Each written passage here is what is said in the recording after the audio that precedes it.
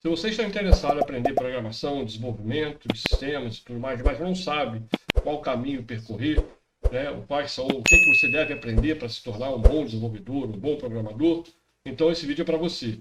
Segue o fio e vamos lá.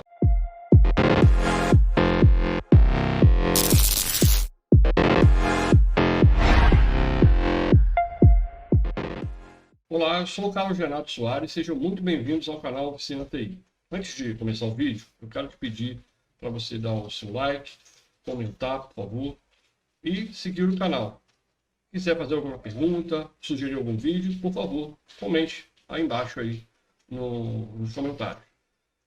Então esse vídeo aqui é para quem quer aprender, né, e não sabe qual é o caminho que quer iniciar. Não sabe por onde começar, quer aprender a programar, quer aprender a desenvolver sistemas e não sabe por onde começar.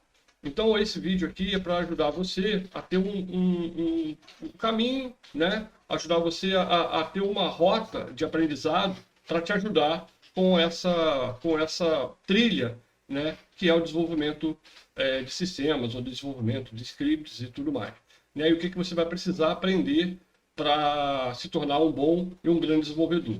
Então eu fiz uma apresentação, né? Uma apresentação aqui no PowerPoint, é pequena a apresentação, e eu gostaria de falar um pouquinho sobre esse assunto. Eu vou colocar aqui no vídeo agora a apresentação, então vamos lá para a apresentação.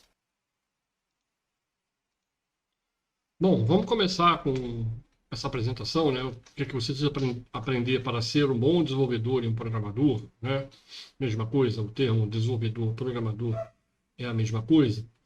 Só que hoje em dia se usa mais o termo desenvolvedor. Apesar de ter visto muita gente falar em programador, ser um programador, o termo correto, na verdade, é desenvolvedor. Hoje você se torna um desenvolvedor de sistemas, um desenvolvedor de script. Mas, tudo bem. Vamos lá, a gente vai ver algumas características das linguagens de programação. Existem as procedurais, que elas podem ser compiladas e interpretadas, e orientadas a objetos, que podem ser compiladas também e interpretadas, tá? Orientada a processo, ela segue uma abordagem procedural, onde o programa é escrito uma sequência de procedimento ou subrotina, especifica um passo a passo que deve ser feito. São divididas em seções, são organizadas em divisões e seções de parágrafos, cada unidade pode conter procedimentos que realizam tarefas específicas. O uso de subrotinas e procedimentos permite a criação de subrotinas, chamadas de parágrafos ou sections, pode ser chamado repetidamente, dentro de um fluxograma, promovendo uma utilização de um código, né? Controle de fluxo, a linguagem inclui estruturas de controle de fluxo, como if, perform, para looping, né? E dependendo da linguagem também procedural, usa os loops comuns, for, while, né? E em muitos casos também tem esse chamado comando aqui, goTo, comando de desvio. Geralmente fica muito difícil para você ler, às vezes, um programa procedural por causa desse uso do goTo, porque você está num procedimento e ele termina o procedimento, ou parte do procedimento ele go to para um outro procedimento, né? Uma outra função, e aí isso acaba criando, às vezes, uma leitura acaba sendo muito difícil, né? Os comandos de desvios acabam dificultando a leitura do código, tá? E como eu falei, elas podem ser tanto compiladas quanto interpretadas, tá? Interpretadas, leia-se linguagens de script, tá? Quando você for ler entender como interpretado, geralmente são, não, quer dizer, quase todas, ou não sei se todas, né, são exatamente de script são interpretadas. As que eu conheço são todas interpretadas, tá? Já na orientada a objeto, aqui eu vou dar mais foco nessas orientação a objeto, né, que é o uso de encapsulamento, é o princípio de esconder os detalhes internos de objeto e expor apenas o necessário de numa interface pública. O que isso quer dizer? Na verdade, eu posso criar, né, um objeto, né, em que eu só acesse simplesmente as funções deles. Eu não sei como é que ele faz, eu não sei como ele montou aquilo, o desenvolvedor montou vamos dizer assim, esse objeto, que pode ser uma DLL, pode ser um objeto específico, e você não sabe como é que ele funciona, ele está lá guardadinho, fechado, e você só vai usar aquilo que permite ser utilizado, né? Que é usar as funções, mas você não sabe como faz. Abstração é o conceito de simplificar a complexidade através da definição de objetos baseado nas características essenciais, ignorando os detalhes menos relevante, né? Herança é um mecanismo no qual a classe, né, ou subclasse, pode herdar atributos e métodos de outra classe. Por exemplo, eu tenho uma classe carro, né? E nessa classe carro eu vou herdar, por exemplo, as características de uma classe chamada, sei lá, motorista, né? Então, na verdade, a classe carro ela passa a ter as mesmas características dela mesmo, né? E também as características da classe motorista, tá? O polimorfismo é a capacidade de objetos de diferentes classes serem tratados como objetos de uma classe comum, permitindo que o mesmo método seja usado de formas diferentes. Isso é um pouco mais complicado. Deixa eu te explicar o polimorfismo. É a capacidade da mesma função que você está usando, o método, né, daquela classe, ela ser usada dependendo do tipo de chamada que você fizer, ela ter a capacidade de se comportar de forma diferente, tá? Seja através de um parâmetro, seja através, né, de um argumento, parâmetro, seja através do que ela vai, da onde você está chamando, então essa capacidade dela ser diferente em determinados momentos, tá? E aí tem a questão da classe dos objetos, que é o modelo, um projeto que define a estrutura e o comportamento de objeto. Objeto é uma instância de uma classe, né? Como eu estava te falando. O que é uma instância de uma classe? Quando você compila, né, ou você determina que aquela classe ali ela passa a ser um objeto, você pode instanciar esse mesmo objeto várias vezes no seu código, tá bom? Outra característica são mensagens e métodos, né? Eu já falei até sobre isso um pouquinho. Objetos comunicam entre si através de mensagens, chamadas de método. O método é uma função definida dentro de uma classe, né? E tem também outra coisa que chama-se propriedade, né? Cada objeto ele tem as suas características e propriedades, e você pode ser chamado também para configurar alguma coisa dentro da sua classe. Você imagina, por exemplo, imagina um botão, né, numa página web, aquilo ali é um objeto, e esse objeto ele tem eventos, né, porque ao clicar, ao passar o mouse por cima, né, ele tem a função também, tá, beleza, ao clicar, o que que acontece, né? O que que acontece ao clicar?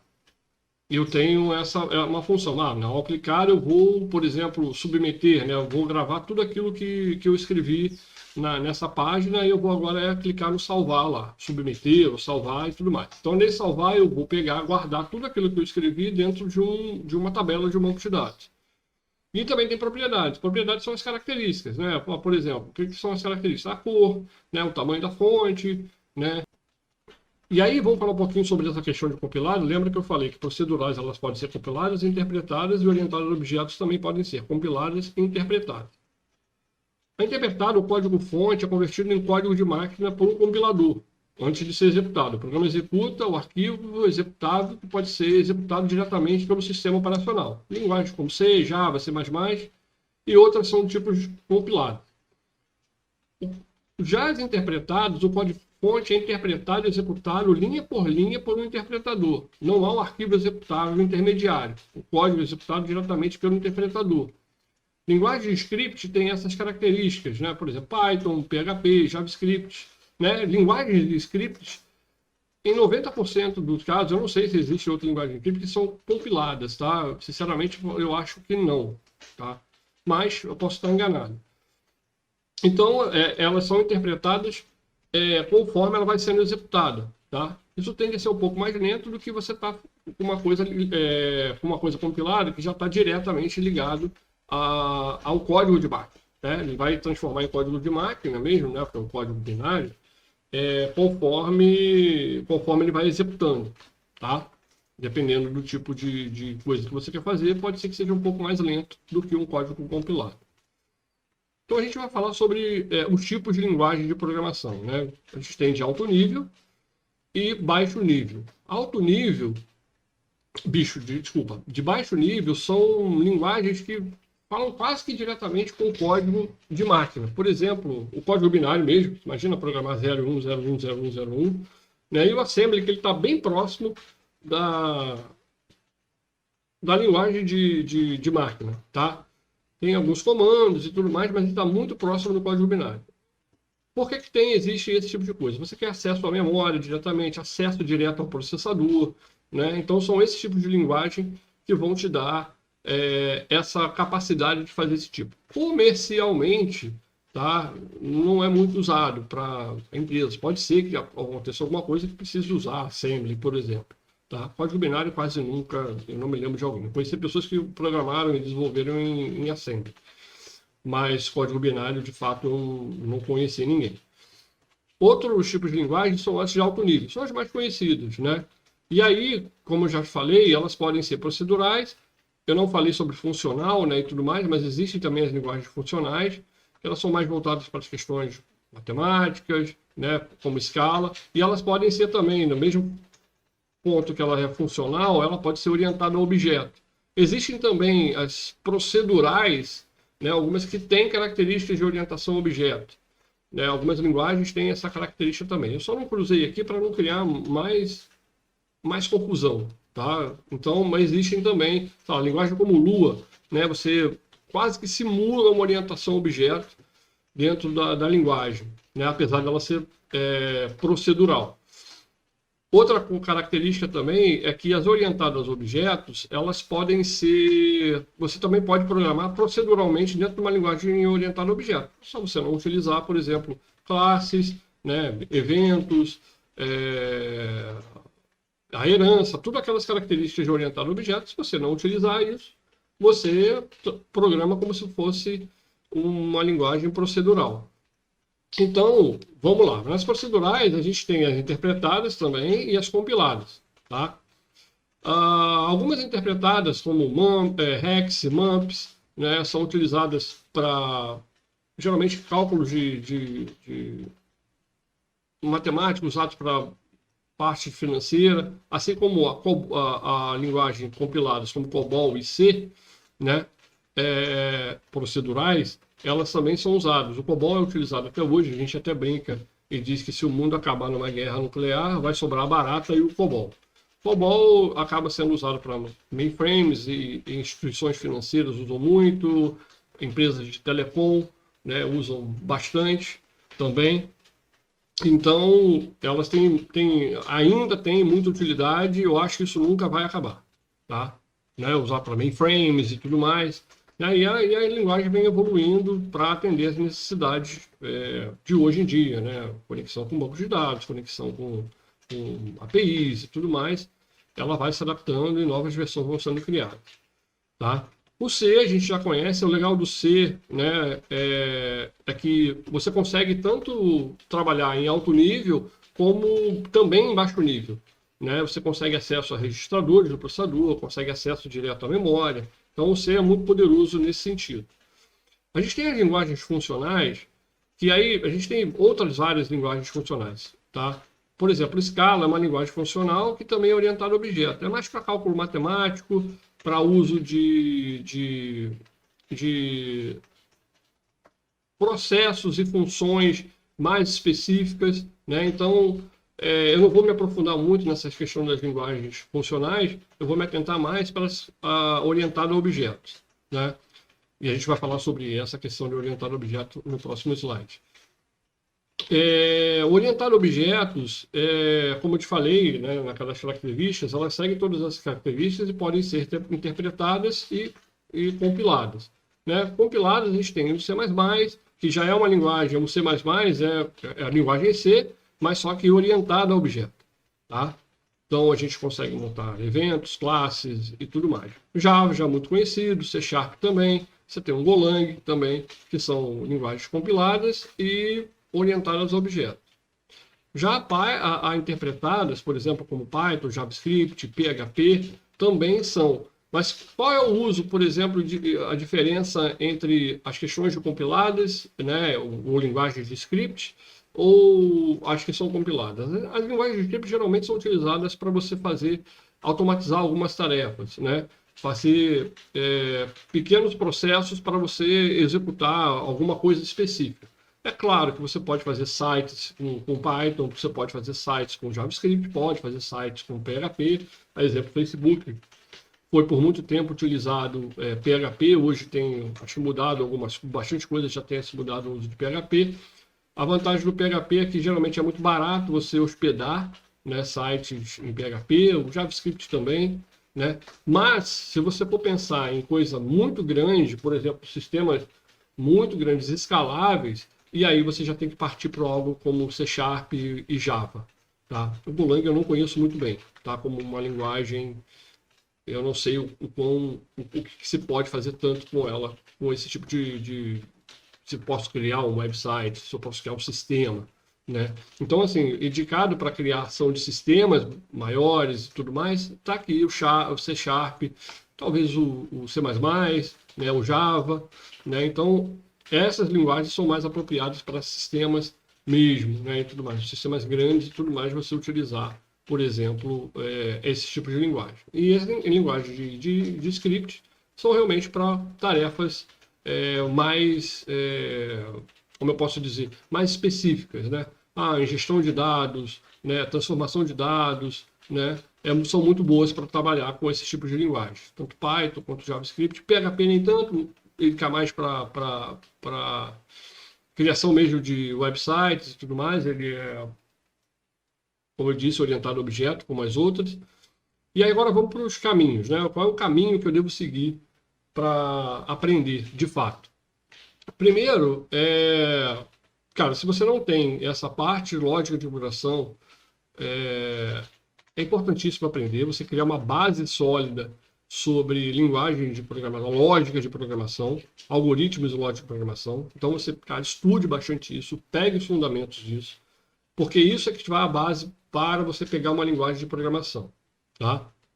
Então você aprender o algoritmo, aprender a programar com algoritmos é a melhor coisa que você possa fazer.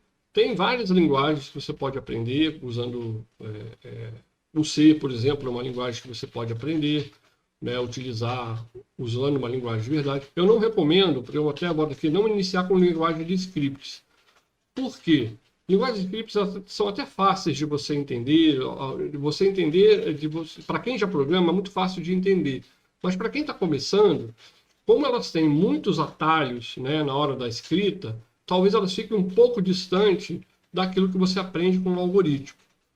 Está errado aprender, por exemplo, com Python? Não, eu só não recomendo porque eles ficam diferentes um pouco. Como eu disse, elas têm muitos atalhos. O for é diferente do que você vai ver no algoritmo, né? Estruturas de loop, estrutura de if, por exemplo, né? de condição. Então essas coisas podem atrapalhar um pouco o entendimento de como é que funciona. Porque depois que você pega, por exemplo, a lógica de programação, o algoritmo aprendeu, cara, qualquer linguagem passa a ser apenas uma linguagem. Que aí você só tem, cada uma tem a sua sintaxe, tem aí os comandos, uma vai ter um comando que se chama alguma coisa para fazer, às vezes faz a mesma coisa, mas com nomes diferentes, né? Então, aprender essa questão da base mesmo, né? Ter um fundamento sólido é o mais importante de tudo. Depois que você pegar a lógica entrou no seu sangue e você entendeu de fato como é que funciona essa lógica, o resto vai servir com facilidade. Beleza, passou nesse ponto, você empreendeu essa questão, e aí você vai escolher uma linguagem de programação para você trabalhar. Vamos dizer que você escolha Python, uma linguagem orientada a objeto. Então você, cara, a primeira coisa é entender conceitos e práticas de orientação a objeto. O que é, né? Herança, abstração, polimorfismo, encapsulamento, métodos e propriedades, classes, objetos e eventos, tá? Então você vai começar a entender esses conceitos, a atender essa coisa, vai começar a praticar. Claro que aqui, primeiramente na linguagem, quando você está aqui no algoritmo e tal, você vai programar proceduralmente, né? Você vai aprender a programar, vai ser proceduralmente. Depois que passou dessa fase, você já entendeu tudo isso, e aí você vai começar a entender, buscar entender o que é orientação a objeto, né? E aí está aqui algumas partes da orientação a objeto que você precisa aprender. Passando dessa fase aqui, que você entendeu tudo isso daqui, né? Como é que eu faço uma abstração, polimorfismo, encapsulamento, né? Trabalhar com propriedades e classes e objetos, você já vai partir para a parte de manipulação de arquivos, né? Arquivos CSV, arquivos JSON, Parquet, XLS, arquivos de Excel, né? Arquivos flat, arquivo TXT. O que são arquivos flat? Geralmente são arquivos TXT, tá? Mas é porque geralmente ele não tem um delimitador, né? Ele tem um header, né? Ele tem um header e tem o final do arquivo para dizer lá quantos campos existem, tem informações do arquivo. Então o Flatfile ele não tem um separador como o CSV, por exemplo, que pode ser ponto e vírgula, pode ser um pipe, pode ser, enfim, algum caractere que defina que cada campo, onde um campo começa e onde ele termina. No caso do Flatfile, ele é liso mesmo. Como se fosse tudo inteiro, né? E ali você vai ter as configurações e saber as especificações daquele arquivo, onde começa o campo, né? Ele começa do, sei lá, do primeiro caractere até o 10º caractere. E o próximo campo começa do 11º até o 22º, né? E assim por diante, tá bom? Então, entendendo como é que funciona o arquivo, aí você vai fazer criação de arquivo, leitura, escrita, atualização, exclusão, vai deletar registros do arquivo. Então, você vai começar a entender como é que funciona os arquivos. Manipulando os arquivos, aprendeu bem, isso você funciona. Falar um pouquinho do Parquet. O tipo de arquivo Parquet é um arquivo que é característico do Apache, né, e esse tipo de arquivo, ele fizer uma comparação, por exemplo, com o arquivo JSON ou com o arquivo CSV, o Parquet ele é muito mais enxuto, ele é muito menor, né? Ele funciona como um banco colunar, depois a gente vai falar um pouquinho sobre esse tipo de banco de dados. Então, esses tipos de banco, de arquivo, ele é muito importante para quem está fazendo ingestão de arquivos e trabalhando com arquivos para fazer ingestão de dados. A conversão do tipo, para você converter por tipo Parquet, ela é importante porque ele fica um arquivo muito menor, né? De tamanho mesmo, então ocupa menos espaço no disco, ou seja, no storage, ou seja, no que for. Então o arquivo Parquet ele é muito legal e tem muitas ferramentas, né, que leem esses arquivos de Parquet, né? Vamos dar um exemplo, o Athena da AWS, lê esses arquivos Parquet com muita facilidade. Você consegue criar quase que índices, você consegue criar, por exemplo, particionamento dentro desses arquivos que facilitam as consultas e tudo mais. Então, o Athena, por exemplo, ele lê diretamente esses arquivos Parquet, ele lê também CSV, lê, mas o ideal é que leia o Parquet. E aí você consegue particionar, facilitando a consulta desse arquivo como se fosse uma tabela, tá? De um banco de dados. Passou dessa fase, tudo mais, entendeu essas questões do arquivo, você vai entender agora o que é banco de dados. E aí a gente tem alguns tipos de bancos de dados, né? A gente tem os bancos de dados relacionais, como o SQL Server, Oracle, Postgre, né? E outros, temos lá o MySQL, temos outros arquivos também. Por que eu botei de vermelho o SQL? Tão importante quanto você aprender a linguagem de programação é aprender SQL, tá? A SQL é uma linguagem de banco de dados que você vai utilizar para todos esses bancos de dados. Claro que cada banco de dados tem algumas particularidades, mas existe um padrão chamado SQL ANSI que determina, pelo menos, que algumas coisas básicas em todos eles existem, né? No Oracle vai existir o mesmo tipo de SQL, né, o básico, no SQL Server, no Postgre e tudo mais. Claro que eles vão ter funções e outras coisas que são diferentes uma dos outros. Mas se aprendeu em um deles, certamente você vai poder utilizar o mesmo SQL, vai mudando algumas funções para os outros bancos de dados, tá bom? Então, nesse aprendizado aqui, banco de dados SQL, você vai, baseado em SQL, são bancos de dados relacionais, aprender o que são tabelas, campos, os tipos de dados, chaves primárias, chaves estrangeiras, entidades de relacionamento, como é que essas entidades se relacionam, como é que as tabelas se relacionam, por que elas se relacionam, tem que se relacionar, tá? E tem outros objetos dentro dos bancos relacionais que também são importantes a entender. São views materializados, storage procedures, functions, índices, né, que são importantíssimos também para você aprender. Agora a gente tem outros tipos de bancos, né, que tem outros tipos de características, chamados NoSQL ou NoSQL, né? NoSQL não quer dizer que eles não trabalhem com SQL. Eu estou aqui com as setas pontilhadas aqui, né, tracejadas, porque esses bancos de dados aqui, como o MongoDB, Redis, Apache e Cassandra, têm características diferentes. O MongoDB, por exemplo, ele trabalha com, a gente chama de documento. O que é isso? São estruturas JSON, né, de arquivos JSON dentro do banco de dados. Então a gente chama ele de semi-estruturados, né? Dados estruturados estão aqui nos bancos relacionais. Semi-estruturados, você lê o MongoDB. Ele até consegue fazer algum tipo de relacionamento entre as entidades existentes, né? Mas eles não estão totalmente bem estruturados, né? Eles não são estruturados. Boa para certos tipos de trabalhos e tudo mais, vocês lendo um pouco mais, vocês vão entender. O Redis, né, ele é um pouquinho diferente do MongoDB. O Redis ele tem característica de ser somente chave-valor. Ele funciona como se fosse um vetor, né? É muito rápido para você fazer consultas, né, nesse banco, ou gravar coisas que você precisa gravar numa velocidade absurda. Então ele serve ele é muito bem para isso. Geralmente você usa num site, por exemplo, como o Mercado Livre, o carrinho de compras provavelmente está gravado lá num tipo de banco chamado chave-valor. O Apache Cassandra, né, existem outros também tipos de bancos de dados, tem multimodais que aceitam tabelas, a chave-valor, aceitam documentos JSON.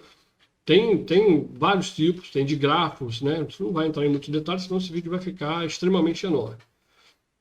Então eu tracejei aqui porque nem todos às vezes suportam exatamente SQL. E NoSQL ou NoSQL quer dizer No Only SQL. Quer dizer que ele não trabalha somente com SQL. Muitos aceitam scripts, Python ou seus próprios scripts, as scripts em outras linguagens, tá? Para você fazer alguns tipos de consulta. Então, em alguns casos deles, por exemplo, o Cassandra, você vai ver views materializados, storage procedures, functions, índices também. Mas, por exemplo, no MongoDB, você tem uma que a gente chama de UDF. Então, assim, são funções definidas pelo usuário. Você pode criar algo parecido muito com funções que são da mesma coisa que tem aqui nos bancos de dados SQL. E aí alguns têm, né, a estrutura de tabelas, campos, tipos de chaves primárias e chaves estrangeiras. Por exemplo, o Cassandra, qual é a diferença do Cassandra para o banco relacional? Ele é um banco columnar. É muito poderoso para você fazer consultas. Não é um banco para você ficar transacionando muito, mas é um banco de dados para você, por exemplo, utilizar num data warehouse talvez muito grande e você precisa fazer consultas muitas consultas, e essas consultas são muito frequentes, talvez um banco columnar seja uma solução boa. Eu estou dando aqui o passo 1 e 2, porque eu acho primeiro que vocês devem entender um pouco mais sobre bancos relacionais, para depois passar para esses outros tipos de bancos de dados aqui. Tá bom? Outra questão para você aprender são bancos de dados, são APIs, né? APIs e serviços. Consumir, enviar dados, inserir dados, alterar dados, em formato diferente, pode ser JSON, XMLs e outros tipos de envio. Tá? Entender como é que funciona a API, como é que eu consumo esses dados, como é que eu envio esses dados, como é que eu insiro um dado, né? Eu envio um dado para inserir um dado, né? Eu faço um post, eu faço um put, eu faço um request, né? Request eu estou consumindo o dado lá. O put geralmente você faz para alterar, o post é para você enviar os dados de lá. E você também tem o put para você deletar os arquivos, né? Deletar dados, né? Geralmente APIs elas são interfaces entre o seu banco de dados, né? O seu sistema, né? APIs geralmente são lá públicas ou precisam de assinatura, enfim, dependendo muito de como você usa, né, como ela é disponibilizada, é uma maneira de você proteger o seu sistema, né, e o seu banco de dados para com que você não permita que as pessoas tenham acesso direto. Pensa, por exemplo, no aplicativo que você usa no celular. O seu aplicativo no seu celular, ele pode ser imagina que fosse como se fosse uma API. Ele está trabalhando em cima de API. Eu construo o aplicativo e esse aplicativo ele não tem toda a programação, está toda nele lá. Né? Quando eu faço um cadastro meu dentro de um aplicativo, ele está indo numa API, e essa API, né, vai fazer as funções que tem, as operações de inclusão, deleção, alteração, consulta e outras. Ele vai diretamente, essa API é que vai lá no sistema. Tá? Então, o uso de API é importante. Tá ok? Bom, pessoal, espero que vocês tenham gostado do vídeo. Espero que seja esclarecedor. Eu vi que parece que o processo é muito longo e, de fato, realmente é longo, porque exige um monte de conhecimento. Somente uma linguagem de programação, ela não é o bastante, né? Você saber todos os comandos e tudo mais. Se você não souber, por exemplo, manipular um arquivo, trabalhar com bancos de dados, saber o que é uma view, né? Criar uma view, criar uma story procedure, né? Trabalhar com tipos de arquivos diferentes, porque é isso que o mercado de trabalho exige. A pessoa não exige somente um profissional que saiba a linguagem Python. A linguagem Python, por exemplo, ela por si só ela não faz nada. Eu tenho que manipular alguma coisa, eu tenho que fazer alguma coisa com essa linguagem.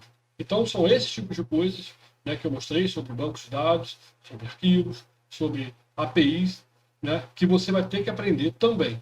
Tá bom? Espero que vocês tenham gostado. Se tiver alguma dúvida e tudo mais, comente, né, deixe seu comentário e fique com Deus. Tá? Um grande abraço.